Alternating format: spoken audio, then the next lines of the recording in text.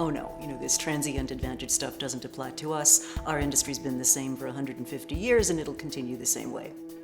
Oh my God, the world is changing, the sky is falling, and that's not very productive.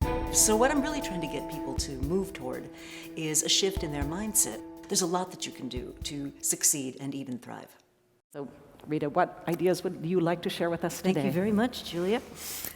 So it's a delight to be here. Richard and I have been talking for some time about this conference, and I'm excited to be here with so many like-minded souls. So let's say you've come to a conference like the Drucker Forum, and you say, wow, I really need to think about the future. What does the future hold for my business? So let's do a little thought experiment. Imagine to yourselves that you are Mr. Sony Walkman at the height of that business's success. And so you call up R&D and they send a delegation. And they tell you, guess what? In the future, no more AA batteries. No more whirring gizmos. In fact, no more albums, no more media. It's all going to be songs, and they're going to fly through the air and land on your hard drive. Oh, and one last thing, the music they reproduce is going to be less high quality than the music we can make with our current technology. You could be forgiven for saying, please go back to R&D where you can do minimal damage, right? I mean, that's a very scary prospect.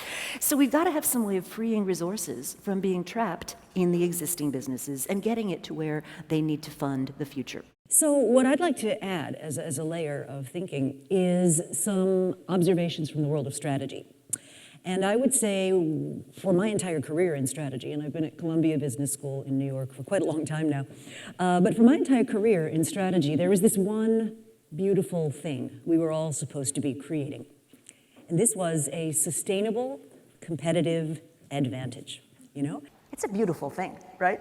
So the idea is you find something that gives you a competitive advantage, you throw up entry barriers like crazy, and you enjoy that advantage for a long, long period of time.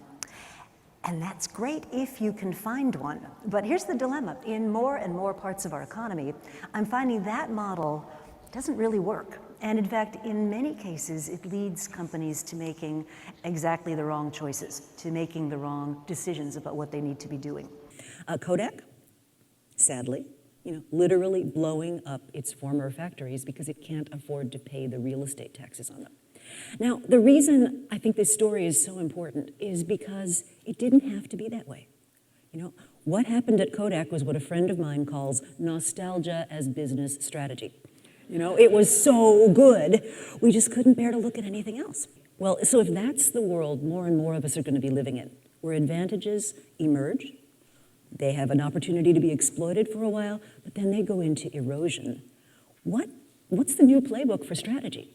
If we do it as a routine matter, we put into places the mechanisms to get new ideas incubated, get them up to scale, get them into the marketplace, and make them part of our future core operations.